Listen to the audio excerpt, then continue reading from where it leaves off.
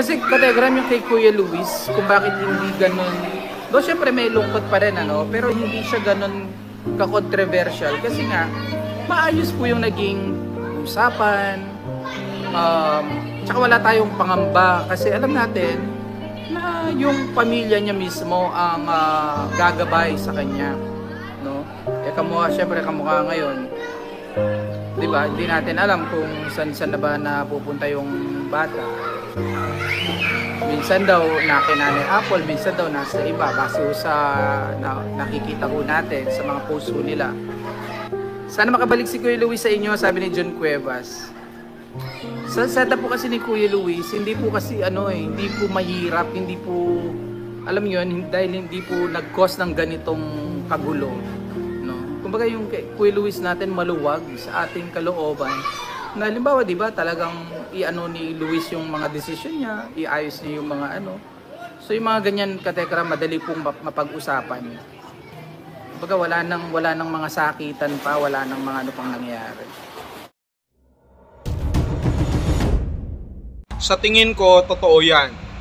Mas may chance pa talaga na makabalik sa Manalastas family o sa pangangalaga ni Sir Tekram itong si Luis kaysa kay Dave. Although hindi sinasara totally ng Manalastas family ang pintuan para sa pagbabalik ni Dave, subalit mahihirapan po siyang makabalik dahil una't higit sa lahat, marami na ang galit sa kanya at maraming nakikialam. Ilang beses na rin na tinangka ng grupo nila Sir Tekram na makipag-usap sa grupo nila Dave kila Nanay Apple, subalit ito nga po ay hindi natutuloy sa maraming kadahilanan. Kasi nga po, marami pong nagsusulsol at maraming ayaw na silang mag-usap pa. Dahil iniisip siguro ng mga siraulong wakwak na baka magbago ang isip ni Nanay Apple at baka ibalik uli sa pangangalaga sa piling ni Tatay Tekram ito pong si Dave at masisira ang kanila pong mga plano. Ang plano ng isang ninong na maghiganti at gamitin si Dave, baka naman mabulilyaso pa. Ito na nga yung pinakamaganda niyang paraan na ginawa sa kanyang buhay na pinakamasama rin na gawain niya sa kanyang buhay na gamitin ng isang bata. Kahit may isip na rin kahit paano si Dave, pero hindi maiiwasan na malaki ang partes ng ninong na ito na gumagamit kay Dave para gamitin sa kanyang paghihiganti. Which is, alam natin na hindi naman talaga tama.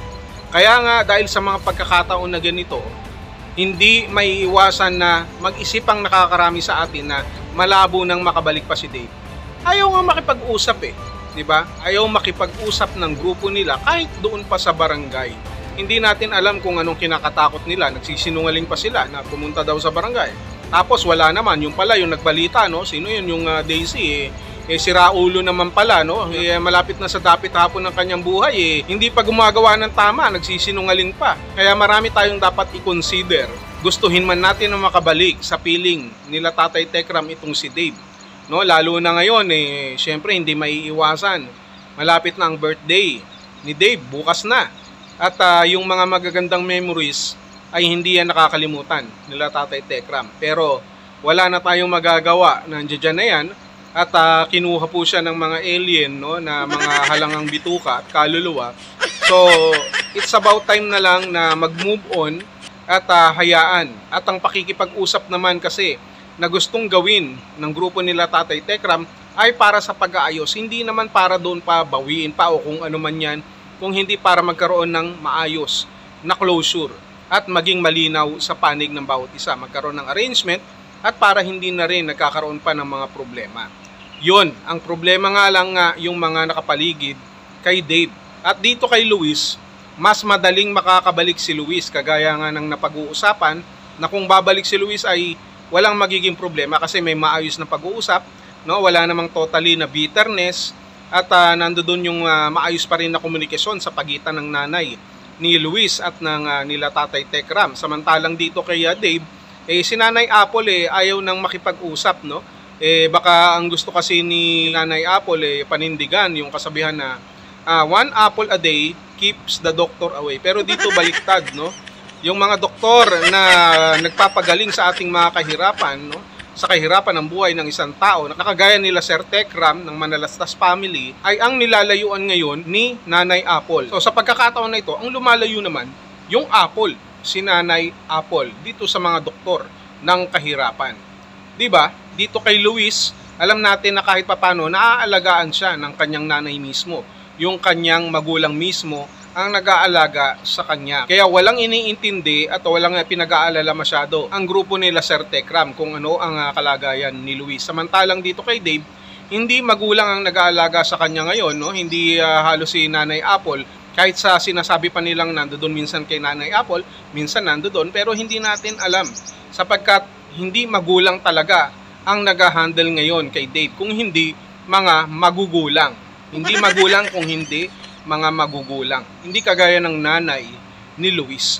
Kaya kung mayroon mang may chance ang makabalik talaga dito, at nakikita naman natin na posible at malaki ang tsansa, ito ay walang iba kung hindi si Luis, at marami na po siguro ang mag-aantay sa atin yan, sapagkat pag nagkataon, yung sinasabi ni Dave na sanib puwersa ay hindi na po yan mangyayari.